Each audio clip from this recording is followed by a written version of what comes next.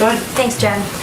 If Putin decides to make a move into Ukraine, how long does the U.S. believe that the Ukrainians could hold off a full Russian takeover? Jacqui, it's a great question. I would really point you to the Department of Defense to make any assessment if they can. And obviously some assessments they may not be in a position to make publicly. That they would not want to share publicly, or that they don't know? Again, I'm just conveying that there are some assessments, and obviously you, as the Department of Defense, does a range of contingency planning. I'll let them speak for themselves on what they could lay out publicly for you. And then we've known about the reality of this threat since October. Putin began amassing troops on the border in April. So why have we waited so long to send the kind of aid that we're sending now? Why haven't we sent, for instance, anti-aircraft weaponry?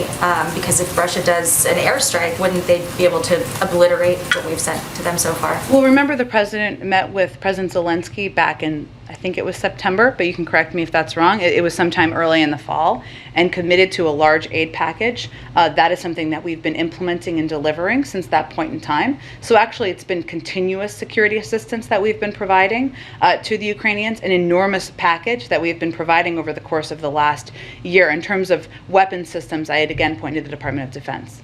The feeling within the administration is that we have responded in a timely manner to Ukraine's concerns. I think what's important for people to understand is that this has been continuous. It wasn't that we had never provided aid, whether it's humanitarian or security assistance, and all of a sudden we did recently. That has been a continuous process. We've provided hundreds of billions of dollars in aid, security assistance over the course of not just the last year, but long before that, and including a commitment the president made and was announced around President Zelensky's visit. And then moving on to energy, I mean, gas prices are at a 7-year high here in the U.S. Right after OPEC again snubbed requests to increase production. And then there's this energy crisis in Western Europe brewing.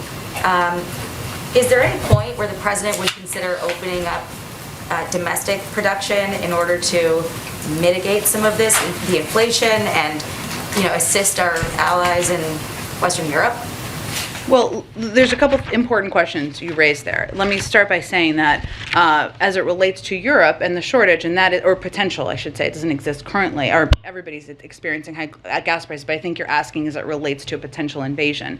That is something we've been very mindful of and in touch with our European partners and also suppliers about what can be done and how we can ensure or take steps to increase capacity out there to meet those needs should they raise. Some of them is natural gas, some of them is gas, as you know. So that is something we've been quite mindful of. I'd also note that the president has taken a number of steps in recent months to address the gas prices, including tapping the Strategic Petroleum Reserve, of course conveying clearly to OPEC member countries and suppliers that it's important to meet the demand on the market, and we'll continue to look at options that can be done to lower gas prices for the American people.